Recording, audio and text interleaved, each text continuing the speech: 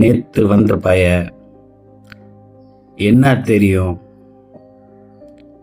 சின்ன பையன், அரசியலை பத்தி என்ன தெரியும், எக்ஸ்பீரியன்ஸ் இருக்குதா, இதுக்கு முன்னால் ஏதாவது கட்சியில் இருந்திருக்கிறியா, அணில் கூட்டம்,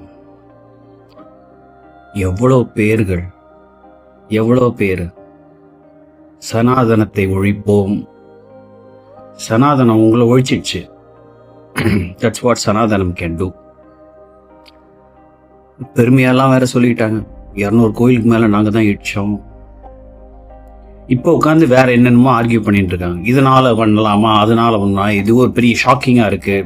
நாங்க தான் ஆரம்பத்திலேருந்தே சொல்லிட்டு இருக்கோமே, ஓட்டு மாறுமா, மக்கள் பார்க்குற இதெல்லாம் மாறுமா, ஓட்டா கன்வெர்ட் ஆகுமா?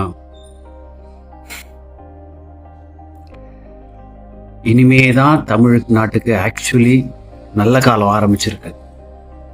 எங்கள் அப்பா சொல்லுவார், எம்ஜிஆர் காலம்லாம் எங்களுக்கெல்லாம் கோல்டன் பீரியட்ப்பா அப்படின்னு. தமிழ்நாட்டு மக்கள் இன்னைக்கு ஒரு சரித்திரம் படைச்சிருக்கீங்க. நீங்கள் தான். மக்களின் தீர்ப்பே மகேசன் தீர்ப்பு தான். அது எப்படி கொடுக்குறாங்கன்னா, தமிழ்நாட்டு மக்கள் கொடுக்குற மாதிரி யாருமே கொடுக்க முடியாது. சென்னையிலேருந்து கன்னியாகுமரி வரைக்கும் ஒரே மாதிரி கொடுத்துருக்குறீங்க. I am so so so proud. உங்களை நினச்சா எனக்கு பெருமையாக இருக்குது. நான் இந்த பூமியில் பிறந்தேன்னு, இந்த மொழியை நான் என் தாய்மொழியாக இருக்கு, இதெல்லாம் நினைக்கும் போது எனக்கு பயங்கர டச்சிங்காக இருக்குது. வந்துட்டார். நான் அன்னைக்கு சொன்னேன், வருவாரா அப்படின்னு கேட்டிருந்தேன். இன்னைக்கு வந்து விட்டார் நம் கரிகாலர். எவ்வளோ சந்தோஷமான ஒரு விஷயம். இனிமே நல்ல காலம்தான், இனிமே பொற்காலம்தான்.